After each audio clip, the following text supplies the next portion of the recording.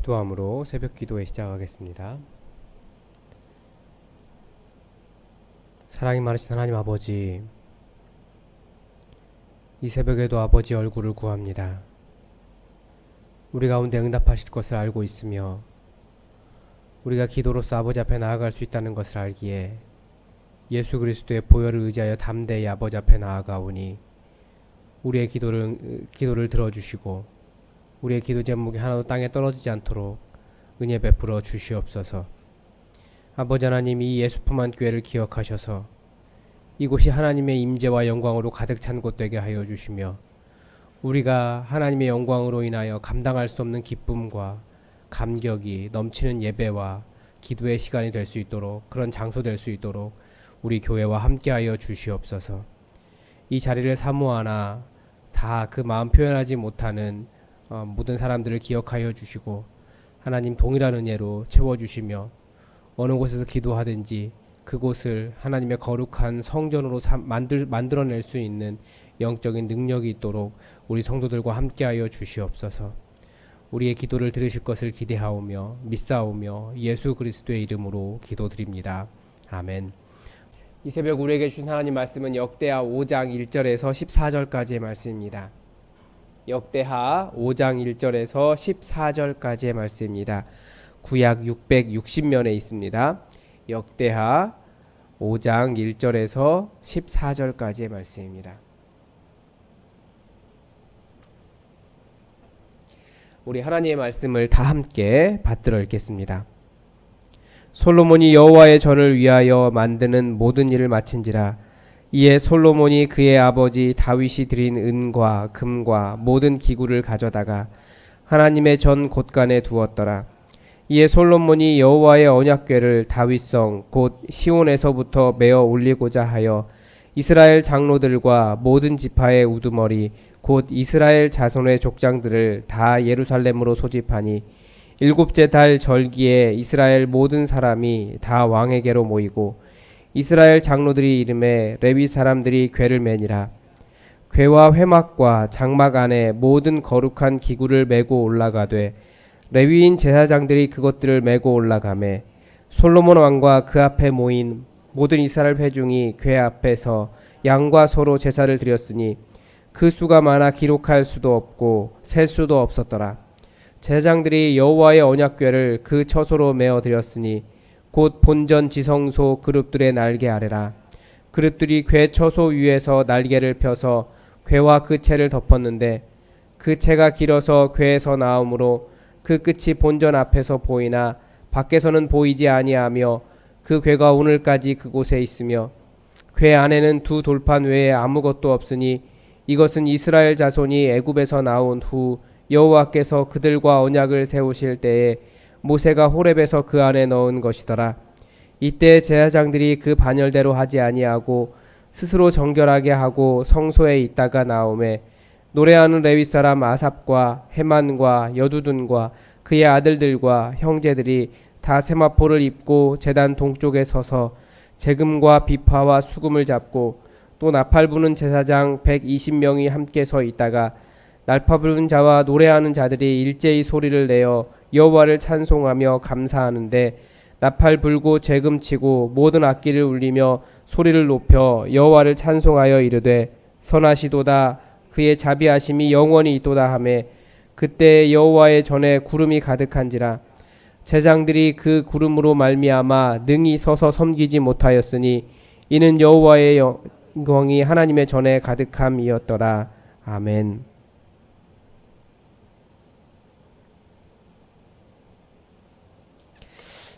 네. 우리가 코로나19 바이러스로 인해서 많은 교회들이 올해 굉장히 어려움을 겪었던 것 같습니다. 뭐 지금도 그러고 있는 것 같고요. 교회에 모이지를 못하게 하니까 어떤 분들은 정부와 싸우기도 하고 또 예배를 쉬지 않는 교회들도 있었습니다. 우리 교회는 상가에 위치해 있기 때문에 상가 사람들을 위해서도 대면 예배를 멈추고 비대면 예배를 드렸습니다. 당시 가장 큰 이슈는 예배는 무엇보다도 소중한 것이기 때문에 멈출 수 없다. 반면에 예배가 무엇보다 소중하지만 또 이웃 사랑을 위해서 멈출 수 있다의 대립이었던 것 같습니다. 어느 쪽도 틀렸다라고 말할 수는 없습니다. 하지만 교회가 멈추지 않았다면 세상으로부터 엄청난 비난을 받았을 겁니다. 그래서 선교의 문이 더욱 굳게 닫혔을 겁니다. 그리고 또 많은 성도들이 교회에 나오는 것 자체가 굉장히 불안한 일이었을 것 같습니다. 아무튼 그래서 많은 교회들이 비대면 예배를 드렸는데 문제는 그 이유였습니다. 사람들이 꼭 예배당에서 예배를 드리지 않아도 되는구나 라고 하는 생각을 하기 시작하면서 많은 성도들이 교회로 돌아오지 않더라는 겁니다. 특별히 더 신앙이 약하신 분들일수록 교회를 많이 떠났습니다. 예전에 실시간 예배가 온라인으로 나오고 또 우리 교회를 찾으려고 해도 이미 교회라는 단어를 치는 순간 유튜브의 알고리즘은 더 큰 교회, 더 좋은 목사님의 설교를 많이 찾아줍니다. 그래서 예수품만 교회만 떠있지 않고 다른 교회들 바로 뜬다는 것을 알고 있습니다. 그래서 뭐라고 할까요?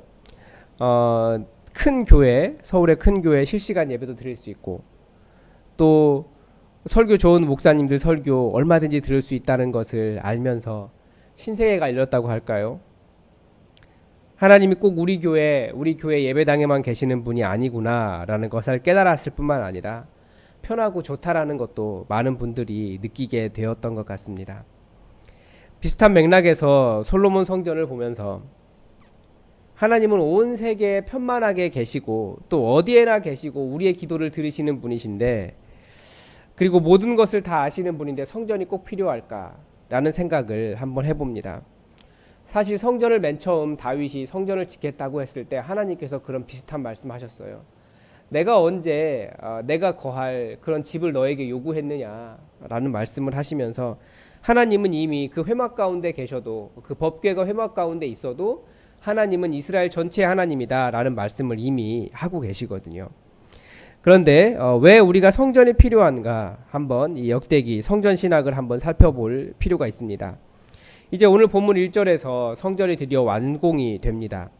그리고 이제 법궤가 지성소에 놓이고 그리고 이제 본격적인 성전 신학이 이제 9장까지 솔로몬과 함께 쭉 나오는데 성전이 왜 필요한지 성전에 어떤 의미를 담았는지를 한번 배워보겠습니다.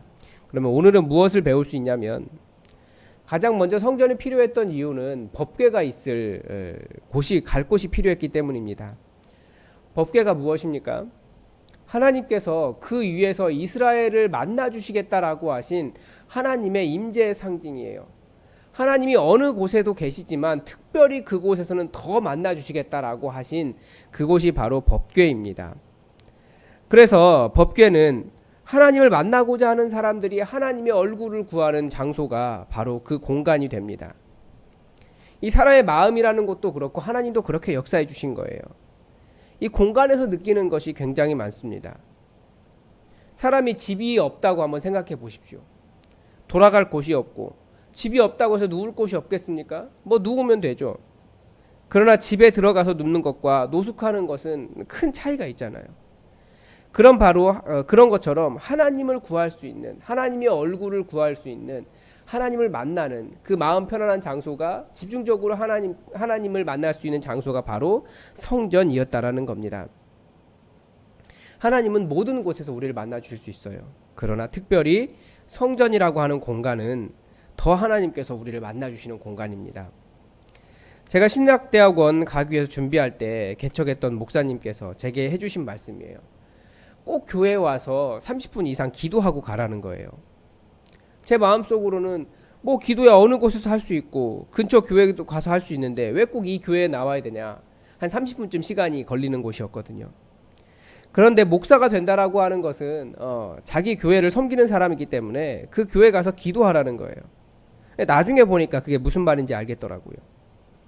하나님은 모든 곳에 계시지만 그 공간이 주는 특별한 은혜가 있다라는 거예요. 특별한 만나주시는 하나님께서 만나주시는 특별한 공간이 바로 교회라는 겁니다. 그래서 저는 항상 제 머릿속에 교회를 생각할 때마다 이런 이미지를 그리고 있어요. 온 세상이 사탄의 영역 때문에, 사탄의 영향력 때문에 어두운데 하나님께서 그 하나님의 빛, 태양빛이 아니잖아요. 그 하나님으로부터 나오는 빛이 이렇게 온 세계 교회마다 이렇게 빛이 비추고 있다라고 하는 것을 저는 머릿속에 항상 그리고 있습니다. 왜 그렇습니까? 이 예배당이라고 하는 곳이 분명히 하나님의 임재가 있는 장소예요. 그냥 단순한 공간이 아닙니다. 하나님의 얼굴을 구하라고 특별히 준비된 곳이기 때문에 하나님께서 우리를 만나주시는 특별한 장소라는 것을 우리는 알고 있습니다. 그래서 성전이 필요하고 우리에게는 예배당이 필요합니다. 성전이 필요한 또 다른 이유를 오늘 본문이 하나를 더 보여줍니다. 법궤를 그 자리에 안치하고 제사장들이 성결하게 하고 그 성소에서 나왔는데 사람들이 그 제사장들이 노래하기 시작했습니다. 노래하는 레위 사람 아삽과 헤만과 여두둔과 그의 아들들과 형제들이 다 세마포 옷을 입고, 우리말로 하면 저기죠, 성가대 가운이죠. 성가대 가운을 입고 나왔습니다. 제단 동쪽에 서서 재금과 비파와 수금을 잡고 또 나팔 부는 제사장 120명이 일제히 소리를 내어 노래하고 찬송을 하고 나팔을 불고 수금과 재금과 이런 것들을 치니까, 그러면서 뭐라고 노래했냐면 선하시도다 그의 자비하심이 영원히 있도다 찬양하는데, 그때 무슨 일이 일어났습니까? 여호와의 구름이 여호와의 전에 가득했습니다. 사실 하나님의 영광은 온 세계에 가득합니다. 근데 우리가 다 못 보죠. 그러나 성전에서 더 많이 볼 수 있는 것이 하나님의 영광입니다. 그래서 제사장들이 그 구름 때문에 감히 서서 예배를 섬기지 못했습니다. 하나님의 영광이 그 성전을 가득 채워주셨거든요. 즉 성전은 어떤 곳입니까? 하나님을 찬양하기 위해 구별된, 하나님을 예배하기 위해 구별된 특별한 공간입니다. 우리로 보면 예배당이죠. 예배를 위해 구별된 특별한 공간이고 또 하나님의 영광으로 임재해 계신 곳입니다. 그래서 성전을 생각할 때마다 두 가지 개념을 함께 갖고 계셔야 돼요. 먼저 성전이 예배당은 아닙니다. 그러나 성전의 이 개념, 이 신학, 하나님의 임재와 하나님의 영광에 대한 관념은 우리가 예배당에 적용할 수 있어요. 그리고 또 하나, 성경은 계속해서, 신약 성경은 성전은 우리 몸이다라고 이야기합니다. 그러니까 우리가 성전이다라고 하는 그 개념 두 가지를 함께 갖고 계셔야 됩니다. 즉 공간으로서의 성전, 이 예배당과 또 성령의 전인 우리의 몸, 나 자신을 성전이라고 하는데, 하나님께 성전을 주신 이유가 바로 하나님을 찬양하고 하나님의 영광으로 가득 차 있고 하나님의 임재를 경험하는 공간으로 성전을 세우셨다라는 거예요. 그래서 이 예배당이 바로 그렇게 하나님을 찬양하기 위한 특별한 공간이고요. 또 우리 자신이 하나님을 찬양하기 위한 특별한 몸이에요. 많은 사람들이 있지만 특별하게 부르셔서 하나님을 찬양하게 하시잖아요. 그게 바로 우리라고요. 하나님의 영광으로 채워주신다고요. 하나님의 임재로 우리와 함께 해주신다고요. 그게 바로 우리의 몸이고 우리의 몸인 성전이고 또 우리가 가지고 있는 예배당의 개념입니다. 우리가 한번 그런 걸 생각해 봤으면 좋겠어요. 우리가 항상 하나님의 영광을 온 세계에서 보지만 정말 부인할 수 없고 정말 너무나 강력해서, 이게 뭐라고 하냐면 영광이라고 하는 단어가 무게라고 하는 단어입니다. 히브리어로. 하나님의 영광이 이렇게 임하면 그 무게 때문에 견딜 수 없어서 제사장들이 감히 서서 예배드리지 못하고 찬양하지 못하고 엎드리고 주저앉을 수밖에 없는 그 하나님의 무거운 영광이 우리가 예배드릴 때 우리의 삶 속에서 하나님의 영광이 임하기를 우리가 바랬으면 좋겠습니다. 그게 우리가 성전이 된 이유입니다. 하나님, 내 삶의 예배를 하나님의 영광으로, 감격으로 우리를 채워주시고 눌러주십시오. 그런 기도가 우리 삶에 있고 또 우리가 그런 예배를 매 순간 드렸으면 좋겠습니다. 그래서 우리의 예배당과 하나님을 예배하는 성전인 우리가 이곳에 모일 때, 하나님의 임재가 있는 성전인 우리가 이곳에 모일 때, 우리 이곳이 하나님의 임재로 그렇게 무겁게 우리를 내리누르고 그 영광 때문에 우리가 모두 울면서 감격해서 그렇게 하나님을 예배하는 공간과 우리 자신이 될 수 있도록 그렇게 한번 우리 만들어 가봅시다. 기도하겠습니다. 하나님 아버지, 오늘 성전을 완공하고 법궤를 안치하며 하나님을 찬양할 때에 하나님께서 성전에 어떠한 영광으로 임하셨는지 우리가 말씀을 통해서 보았습니다. 하나님, 우리를 하나님의 거룩한 처소로, 성령님의 처소로 불러주셨는데, 하나님, 우리가 온전한 거룩을 이루어 우리가 예배드릴 때, 우리가 주님을 찬양할 때에 우리 가운데 무겁게 내리누르시는 하나님의 영광의 임재를 경험하게 하여 주시고, 우리가 매일같이 그런 예배 하나님 앞에 드릴 수 있도록 역사하여 주시옵소서. 많은 공간이 다 하나님이 계신 곳이며 하나님이 우리의 기도를 듣지 않으시는 곳이 없으나, 특별히 더 예배당에 나와서 기도할 때마다 하나님 우리 소리를 들어주시고 응답하여 주시며 하나님의 영광으로 우리를 채워 주시옵소서. 주님, 우리가 주님께 기도하는 것마다 응답하시기를, 특별히 이 전에서 기도하는 모든 자에게 더욱더 응답하시기를 간절히 원하오며 예수님의 이름으로 기도드립니다. 아멘. 우리 오늘도 교회 공동의 기도 제목 가지고 함께 기도해 주십시오. 우리 14일, 15일 부흥회 하며 또 15일에 임직식 하려고 하는데 코로나 바이러스 사태가 확산되지 않아서, 그래서 안전하게 모든 예배 잘 진행할 수 있도록 여러분 기도해 주시기 바랍니다. 부흥회 강사로 오시는 하경택 목사님을 위해서 기도해 주시고, 또 이곳이 주님의 은혜를 사모하는 자들로 가득 찰 수 있도록 여러분 기도해 주시기 바랍니다. 그리고 최철규 목사를 위해서 기도해 주시고 환우들을 위해서도 기도해 주십시오. 우리 다 함께 기도하겠습니다.